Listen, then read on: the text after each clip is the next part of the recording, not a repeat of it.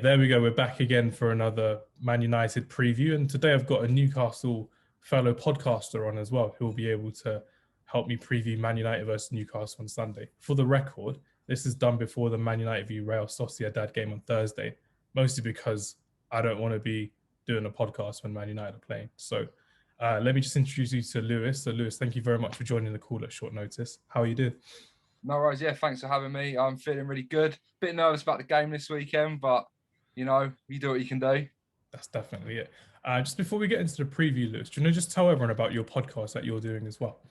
Yeah, so me and one of our best mates from university have started our own podcast during lockdown. What else are you going to do in a national pandemic? You might as well. So yeah, obviously the amount of football there is, we thought why not give our opinion on it? Try and be funny with it, just basically waffle on about football because that's what we like to do. So yeah, it's called It's Football Day. It was a bit of a take off the famous Green Street film where the main character's got a terrible Cockney accent, seeing as he's from Newcastle, and the way he says it's football day is just funny. So yeah, we made a podcast where we literally every Friday just talk about all the Premier League games, place our own bets, talk about FPL, and kind of have a competition between the two of us as who can predict the most scores right out of like a Super Six style format. Brilliant. That's good to hear. And for the record, that actor Charlie Hunnam actually became really good at acting further down his career, and he actually got a Cockney accent done and dusted eventually. I think it was in. Yeah. He didn't do one in The Gentleman. He did like a classic Northern accent. He did in like the a Gentleman. classic Northern in The Gentleman, and his American's pretty good in Sons of Anarchy. So you know what? We'll give him it. We'll take that. I really liked him in King Arthur as well. So yeah, Charlie Hunnam, if you want to check him out, is a fantastic actor. Not what we're here to do, but we may as well talk about him.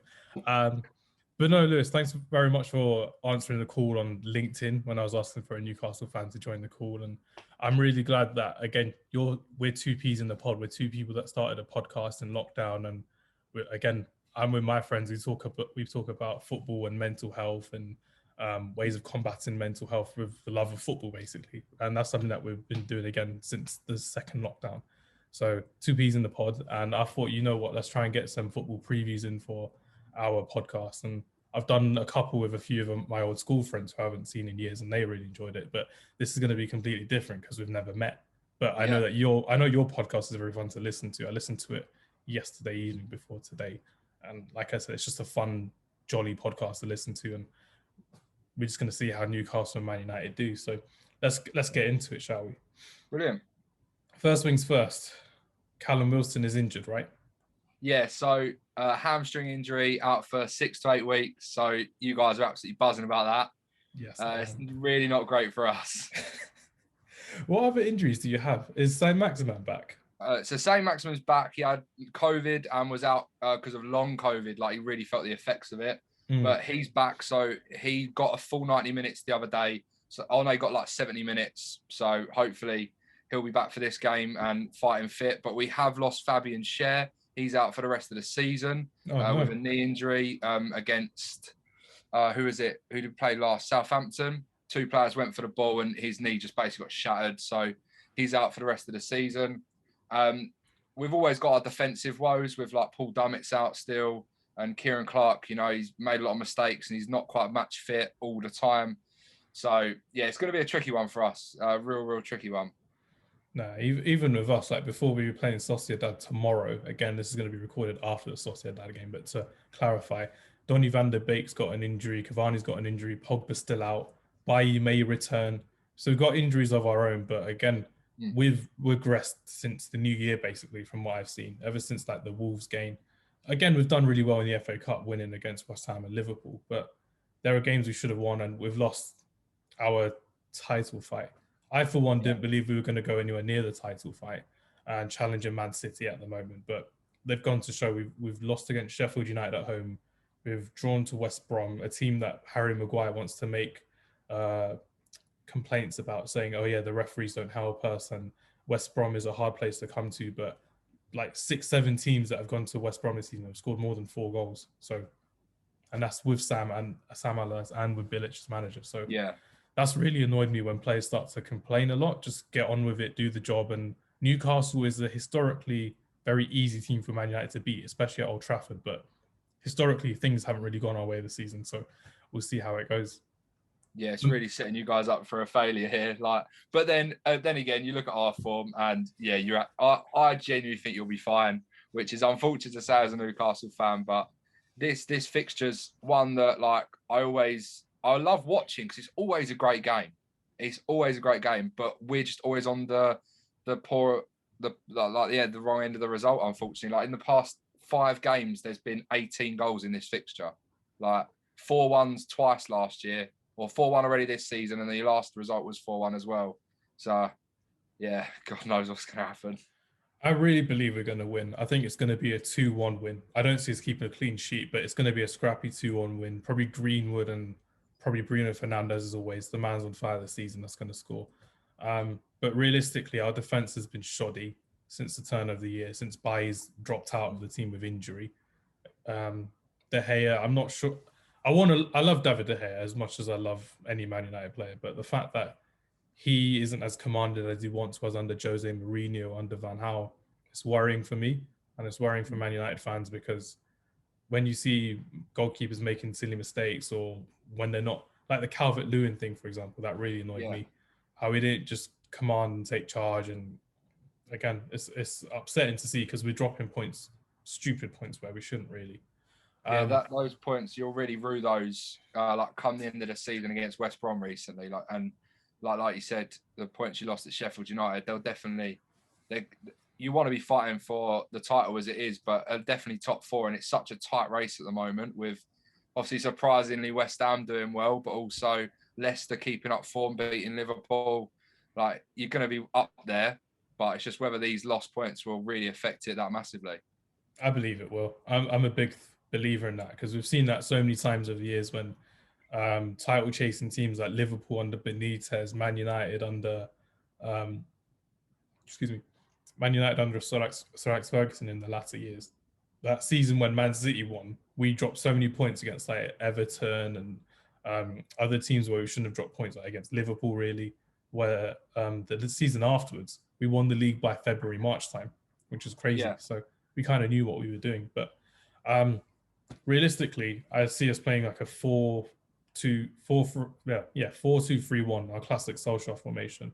Defense will probably be easy, like Wan-Bissaka, Maguire, Lindelof, and Luke Shaw at the back.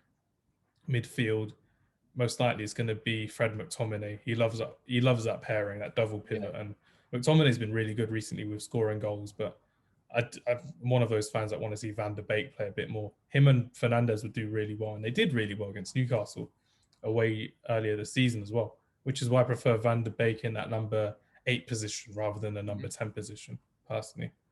And then Rashford, Bruno Fernandes, Greenwood, I would say would start. And if Cavani's fit, play Cavani, but Martial will have to play, unfortunately. He's been off it this season. That's been unfortunate.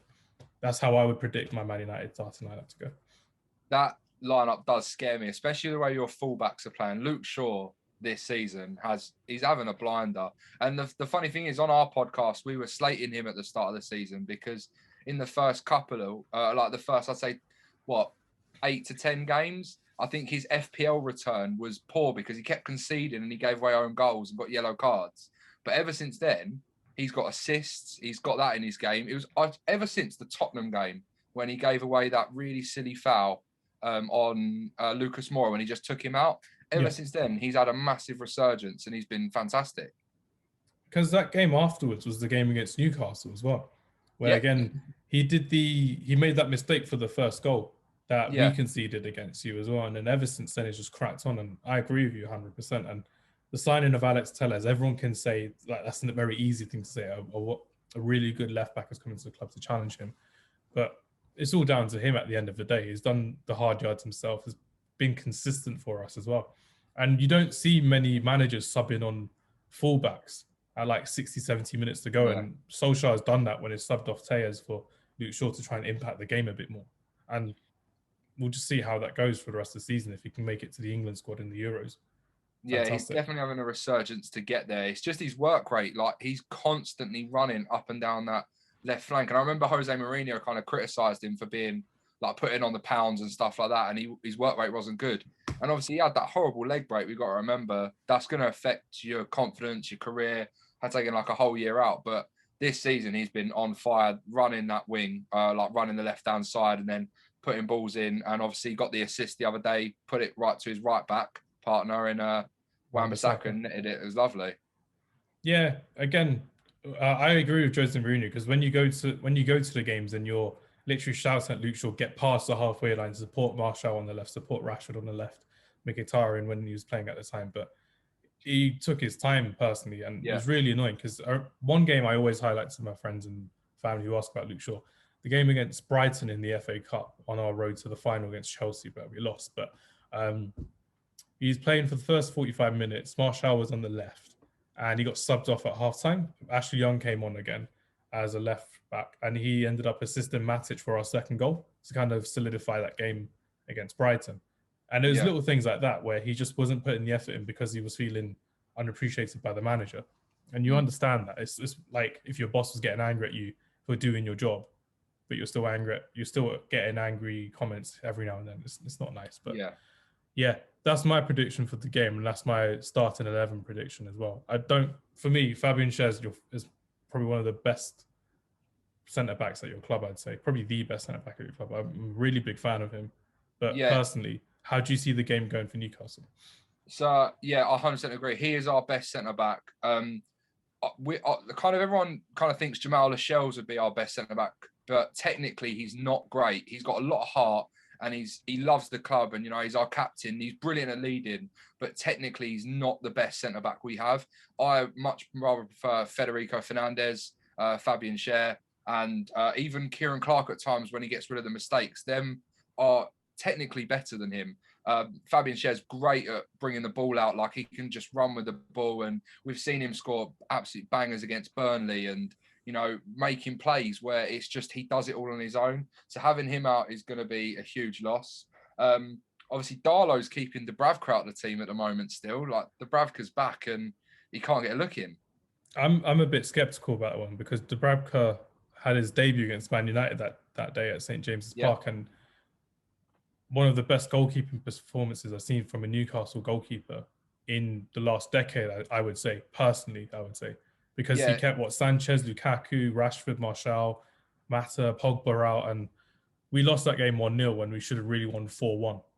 Yeah, I think it was 1-0. You won 1-0. Yeah, I think it was. He was absolutely brilliant in that game. I think it was like 3 years ago he made his debut, and he was absolutely fantastic. And ever since then, he's been very consistent. But obviously, with his injury and Kyle Darlow getting in the starting squad at the start of the season and really solidifying his place, like it's a horrible choice for Bruce to have, because it's a good choice because you want to have two great keepers. But what do you bring Dubravka in now after Darlow's? Obviously, we've gone a bit downhill a little bit, losing to Chelsea 2-0, losing to Crystal Palace 2-1. Do we now switch it up? I don't know. So I don't really know how he's going to go with the keeper. At the back line, we'll probably, go with Jamal Lewis. He's been really good at left back. And probably Emil Kraft at right back, because I think Manquillo's got a slight knock. And then we'll probably play a 5 at the back formation and put Isaac Hayden at centre back with Jamal Lascelles and Kieran Clark. Yeah. And Isaac Hayden, fair play to him. He's been brilliant when he has played centre back, but we will kind of play that 5 at the back formation because Steve Bruce is scared of the big teams. I genuinely don't know sometimes what lineup he wants to go with, because he keeps changes from a 5 at the back against the smaller teams and then a 4 at the back against the bigger teams. So I genuinely don't know how it's going to go.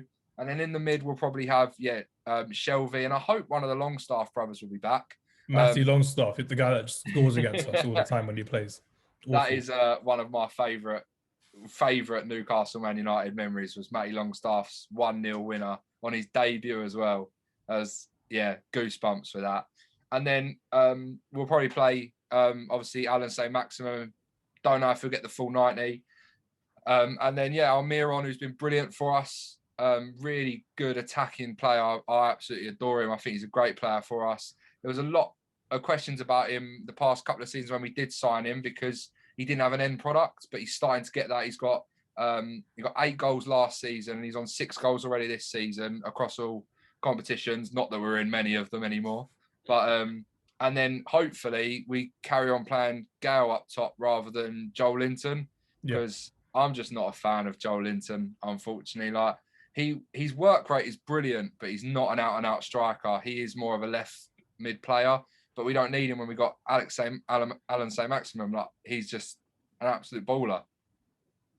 Just to go back before we carry on, who did you want to have in goal? I know you're not sure about who's gonna go. Who would you want to have in goal, Dubravka or Darlow? I would probably go Dubravka for this game because I need to remind myself how good he is. Because Darlow's playing so well, I'm kind of forgetting how good Dubravka actually was for us. But he is the reason we are still in the Prem the past 2 seasons. The amount of shots he's kept out, and Karl Darlow's got the best save rate this season, but that's only because he's facing so many shots. Definitely, genuinely is. It's not like he's a world-class keeper, which he's a great keeper, great English keeper, but he's not world-class. But he's just saving so many shots because he's facing so many shots. He just kept busy all 90 minutes, basically, even with the 5 at the back. Because we just sit back and invite the pressure, and eventually, if you keep hitting a wall so hard, it will break, and that's what happens to us. So I'm going to go with, I'd like to see Dubravka starting in goal. I think that would be my preferred choice, just because he has got the history of doing well against Man United. He's a great shot stopper, and I think we're going to face a lot of shots. But, I'd be happy either way. No, but in terms of results, I think we'll lose. I don't think we'll score. Really? I think we're going to lose 3-0. And the only reason why is because I watched the game against Chelsea the other night, and we are in a relegation fight, and we did not look like we cared one bit against Chelsea. I think we had 2 shots all game, and both of them were off target. And we're currently sitting in 18th at the moment. Oh no, 17th at the moment. Yes, we've got like 9-point gap on, your Fulham, your West Brom, your Sheffield, but we're still sitting in 17th. We need to keep building this gap, and we had no fight against Chelsea whatsoever the other night.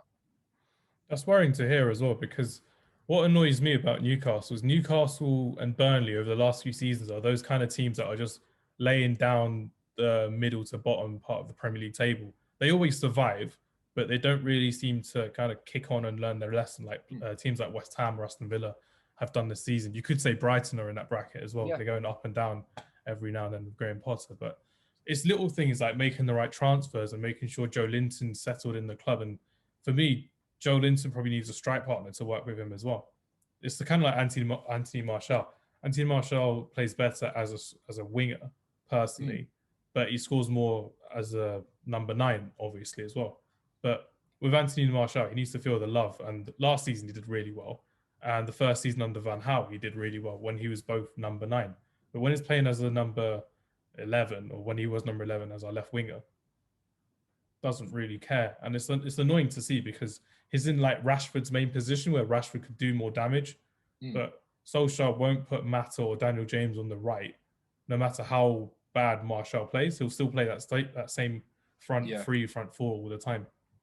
Which really annoys me because Mata made an impact when he came off the bench against Newcastle earlier this season as well. And him, Van der Beek and Fernandes did really well in those counter-attacking goals to finish you off, really. And that's something I could say about Juan Mata so many times, that he's actually a game changer for us and he should start a lot more games than he should. But we'll see what happens on the weekend. I definitely want it to be a good game. I want to see a lot of goals, even if they're against us. I just want it to be entertaining. Like, the thing I've said on our own podcast, the one I host, is I know we're not going to go out and win every single game. I've got no misconceptions of that. I know we're not going to win the league. And Newcastle fans get a lot of stick for, just thinking that people say that we think we're better than we actually are. It's not that. We just want to see entertaining football. When I think back to the times when we had Andy Cole, Alan Shearer, Les Ferdinand, I didn't care if we lost. We never won a title. We never won a cup, but we played good football. We always looked really good. We were always having a great time, and we looked really good when we were playing football, and we enjoyed it. And that's what fans like to see. But we just weren't having any of that at all recently. In the past recent years, it's been really, really boring to watch and really negative football. And for me, I'm not a big fan of him, but Alan Pardew, when he got the team with like Ben Arthur, Cisse, Demba Ba, Cabaye in the team as well. They were great signings. And That You was know, when Newcastle were box office in the last 10, 15 years for me, I would say. When you can remember watching them and thinking, you know what, I want to watch a Newcastle game this weekend. It's on TV and we're going to enjoy it because you see all of these social media posts, the streets will never forget Demba Ba, Papis Cisse, Hassan Ben yeah, Arfa. But honestly, they were fantastic players to watch and they were lively players. And there was that game, it was after a lot of them left. You were playing against the Louis van Gaal team. It was a 0-0 game in August. But it's a game yeah, you should have won. It's just, again, you didn't replace the players that you had doing really well for you because, again, the transfer policy at Newcastle was non-existent for me. I don't see where you're shopping and I don't see who you're trying to go for. There's no real recruitment plan. That's from the outside, but I'm not sure if that's any yeah. different for you as a fan. So with us, Mike actually refuses to buy anyone over a certain age. He likes to invest in youth. So when we signed Callum Wilson for 20 million, we're a bit shocked. Like everyone didn't expect it because we're so used to like watching him and look at him buy players that, you know, will be good eventually. Like when we got on loan Solomon Rondon, fantastic for us that year. He kept us in the Premier League. Absolutely brilliant. Did we go and sign him? No. We just let him go back to West Brom and then he signed for a Chinese side. He followed Rafa Benitez. So, you know, the transfer policy he has is just sign young players and hope they do well, which was, very, very poor. The only time I've seen us have a good transfer policy was when we got relegated, when Leicester won the league in 2015-16. And Rafa Benitez went and bought a load of players that had played in the Championship. We bought Richie, we bought Isaac Hayden. We bought all these players that were good enough to play week in, week out in the Championship and get us back to the Premier League. And we done it in a season. It was brilliant. Ever since then, we've not really signed anyone that is of major quality. It's all promising start. Don't get me wrong. ASM, great. And he's a fantastic player for us. Almiron, great, fantastic player. But they're not world beaters. They weren't Premier League proven players. They've just grown into it. So Callum Wilson was the first one where I've looked at it and I've gone, that's actually a brilliant signing because we needed that. Even Ryan Fraser, bring the two of them together because they've both got Premier League experience, scored goals in the Premier League. And, well, it's paid off for us so far. Callum Wilson's he's nearly on 10 goals already for us. Yeah. And for a team that don't really score much, we got to take it. Yeah, because I'm a big fan of Callum Wilson. I'm a big fan of how he's kind of leading the attack for you single-handedly. Again, this is just from an outside point of view because I've got him in my fantasy football team. So I'm always happy when he scores goals for me and assists. But it's, again, something that you want to, with Mike Ashley at the wheel, he's kind of playing Football Manager and FIFA with your club. He's like, oh yeah, they've got a potential of 86 to 90, but they end up not really improving. But it's, again, one of those things where if you can actually buy players that are proven in the Premier League, like you did in the Championship, even if they're not, like Jeff Hendricks was a good buy for you, I thought, free transfer. Yeah. He's decent. He's done a job at Burnley before and is going to do it for Newcastle as well. Personally. I'm happy that he's definitely a squad player. And brilliant. He's a brilliant squad player. Like week in, week out, he does his job. He knows what he does, puts in the tackles when you need him to. I was a bit, when I saw it come through, I was like, I don't really understand it. But then as he's played, I'm like, no, he's just a solid Premier League player. Like he does the job you need him to do. Obviously we signed Joe Willock in this transfer window, which is, good because he's a young player, scored a goal in his debut against Southampton, probably will play in this game as well. So it'd be interesting to see what he can do. But our biggest signing of this year has been Graham Jones as the backup kind of assistant manager, the striking coach, because since he's joined, we'd barely scored many goals in any game. And now we've scored 6 goals in like 3 games. So huge change. We obviously scored 3 against Southampton, 2 against Everton, who are both doing well, and got 1 against Palace. So, I can't complain too much. He's been a great signing for us in the backroom staff.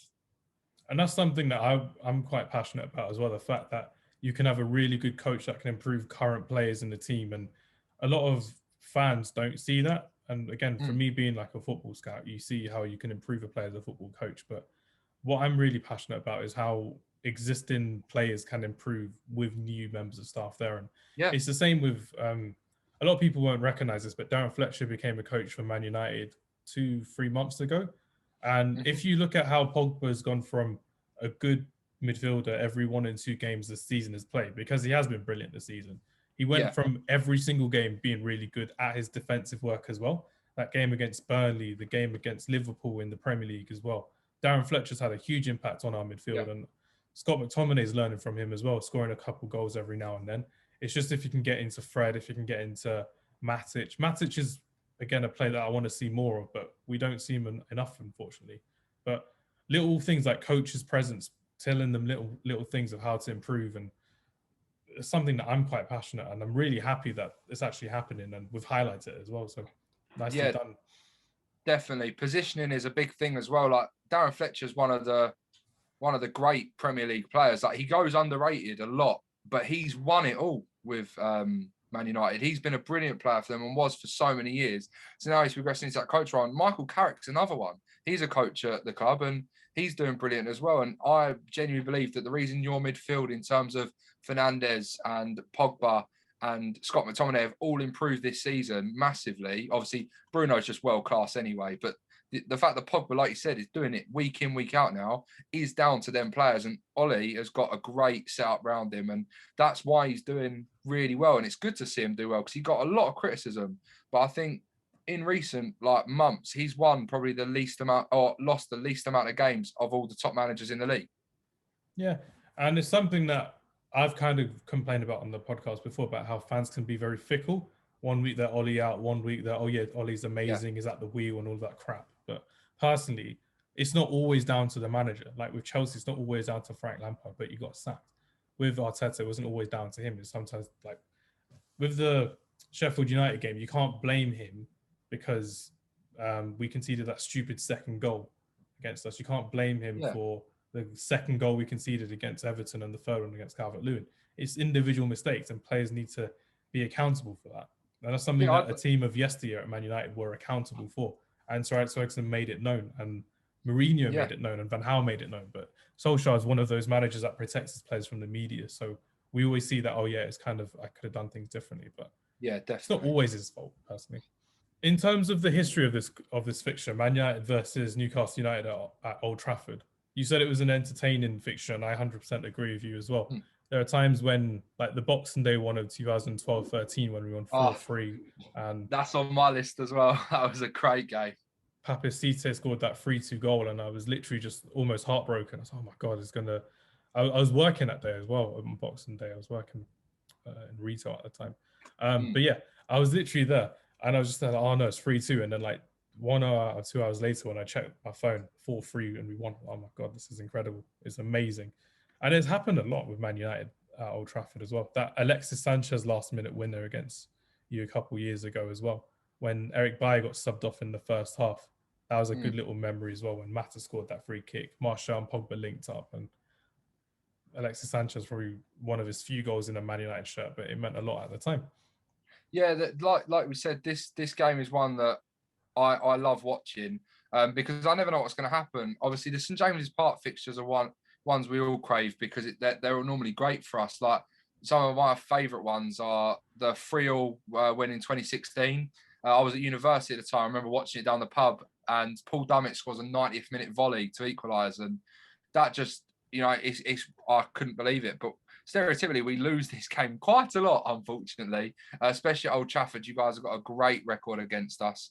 I don't actually think we've won at Old Trafford since like the early noughties. Like genuinely, it's been so long. But yeah, that one in 2012, the Boxing Day one. Also No. Sorry to interrupt. You won against us in that David Moyes season, 2013-14. Yeah, you won 1 or 2-0. I remember that. You were in a yellow kit. Oh, fair play then. If we did, yeah, I'll take that. I didn't realise that. No, again, that was one of those amazing. We won. Was that in 2013 when we won 1-0? I think. Oh, was that the Kabaya goal in 2013? Oh yeah, I'll take that back then. Yeah, no, I remember that one because Tim Krul had an absolute blinding game again. We always have great goalkeeping displays against you. That's when your goalkeepers turn up, basically, which is annoying. Yeah. Like they'll never turn up against your relegation battles or your mid-table battles. It's always against Man United, which is annoying. That. But yeah, that was one of those records that David Moyes broke in that one season he managed us. We haven't lost against Newcastle since 19 whenever. And in that season he lost, and we lost against like teams like Norwich away and things like that. Yeah. Which is awful, but it is what it is. But no, I'm really excited for the game. I reckon we will win 2-0. I reckon it's going to be one of those games that Man United will kind of press you against your 18-yard box, and you'll probably try and look at breaking from, say, Maximan, Joe Linton, Willock if he starts, Almiron. And that's just something that I believe that we'll end up doing, but we won't convincingly win against you personally. Yeah, I'm the same, but I think 3-0. I think what we lack, and I've said this, like when I speak to my friends and on my own podcast, is what we lack is a transitional midfielder. John Joe Shelby is a fantastic passer of the ball, but he can't run with it. He's not very good at transitioning. We try it with Maximum and Almiron, but we don't have anyone up there supporting them. A great example of a team that does this is Aston Villa.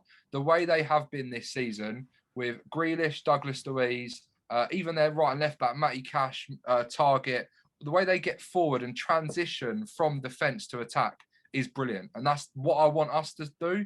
But unfortunately, we don't have the players for it. I was really hoping we'd sign a transitional midfielder in like kind of a box-to-box in the January window. We didn't. I don't really see Joe Willock as a box-to-box midfielder.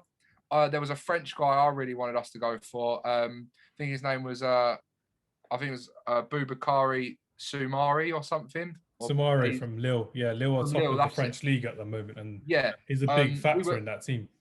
Yeah, we were looking at him at the start of the season over the summer transfer window, even though it was in September, October last year. But we were really looking at him and we thought, oh, we're going to get him. And Arsenal wanted him as well. And we were in the final stage. And then Lille said, no, we're pushing for titles. So we're going to try and keep him. They've kept him. And look where they are, top of the league. So, yeah, he's the player I really wanted. And now they're at the top of the league. We'll probably get beaten to him by like an Arsenal or a Man United or something like that. We definitely won't get him. But that's definitely the player we need to really kick on if we stay in the Premier League, which obviously we're struggling to, but I hope we do. I believe you'll stay in the Premier League. I think you've got too much quality there to not go down. But I do think you need a change of manager because Steve Bruce hasn't really proved himself in the last 5 to 6 years, realistically, as a good manager. The only kind of trouble I have with that is I don't know who we would replace him with. I just see if we sack Steve Bruce, whilst we've got Mike Ashley, there'll be no desire to go and get a top manager. Obviously, Rafa Benitez is available, but I don't think he'd want to come back under Ashley. I was gutted when we let him go because he was a world-class manager. He just needed a good board behind him. But I just imagine we'll get someone like Tony Pulis or Mark Hughes to just try and tide us over. And that's not the football I want to see. It's not what I want to watch as a Newcastle fan. The only viable option I had was Eddie Howe, but there's chances he could potentially be going Palace. So if we do sack him, I don't know who we could possibly get. So that's my only worry. And it did come out the other day that Thomas Tuchel wanted to come to Newcastle, but we didn't approach him 4 years ago. Yeah. Seriously? He said it in his press conference for the Chelsea game. He said in his press conference that when he was available 4 or 5 years ago, he was interested in joining Newcastle, but we never approached him with an offer. Even though his agent had put the feels out that he was interested, which is baffling because since then he's done wonders at PSG. Even if he did get sacked, he was brilliant there. Obviously, had a great time at Dortmund, and now he's had a great start to his life at Chelsea. So I don't know why we didn't, but it's Mike Ashley. He's unpredictable, isn't he? Rather buy Debenhams than House of Fraser. Yeah, he definitely would. And I was one of those fans that was just bewildered why you got rid of Rafa Benitez because again, former Liverpool Champions League winner, he would have actually taken you back up to the top half into Europe. I believe he would have with a good board, but that's something that is just non-existent at Newcastle at the moment. So we just have to focus on the football to keep things a bit more pleasant, I would say. Yeah, the shocking thing about it, and I still feel lucky to this day that we had him when we went down to the Championship. So obviously we signed him in January or February even, and we got of 2015, 2016, and we got relegated. But no one felt we didn't blame him because it wasn't his fault. He got brought in and he done his best, but genuinely there was nothing he could do. And then unfortunately we did get relegated, but he stayed with us luckily, and we stayed up, or we went straight back to the Premier League. Great first season in the Prem back with him. We finished 12th or something, our highest finish in a few years. And then we didn't renew his contract and he wouldn't sign a new one until we gave him what he wanted, which was players. And Mike Ashley didn't want to do that. Nah, it's I just hate the fact that loads of boards have so much power over Newcastle. Even if you had a sporting director, there it would be so much easier. But again, Mike Ashley is just one of these tyrant Yeah. billionaires who just take over and do what he wants because he's got the power to do. But let's try and leave on a cheery note just to wrap this all up. Is there a cheery note for any Newcastle fans out there? Newcastle. Well, you know, hopefully Matty Longstaff plays and he scores a wonder goal again, because he's played 2 games against you and he scored in both of them, even if one of them was a 3-2, 3-1 loss. But, you know, come on the Longstaff brothers, and we still hope. Yeah, 4-1, that was 4-1. it. Right, you have to remind me. But, you know, hopefully the Longstaff brothers play. If not, the only positive note is there's still hope that we might get bought one day. There's always that. It's going to happen. Just make sure it happens sometime soon. But yeah, positive note for a Man United fan. We could win against Newcastle, probably the easiest team we've ever faced at Old Trafford. But my predictions have always been right on this podcast so far for the preview. So hopefully my 2-1 prediction is correct as well, and we actually win. And we actually play some entertaining football. And Solskjaer freshens it up a bit as well. I'd like to see a few different players every now and then. And it would be something nice to give some of our main players a break. Personally, I think Tuanzebe would be a good starter with Maguire, but that's just me personally. But no, thank you very much to Lewis for your time. Thank you very much for answering the call at short notice. Enjoy the game, and I will speak to you soon. If you want to just say anything more about your podcast, by all means, go ahead. Yeah, just on all streaming platforms, Apple Podcasts, Google, Spotify, all of that. It's Football Day Podcast, and we're on social media as well. Facebook, Instagram, LinkedIn, Twitter at It's Football Day _. So yeah, feel free to check it out. Episodes every Friday at 12 o'clock. Brilliant. Same with us. We've got our episodes as always on Fridays, and we're on social media. You already follow us anyway. But thank you very much for your time, Lewis, and enjoy the game. Perfect. Thanks for having me on. Enjoy it too. Bye.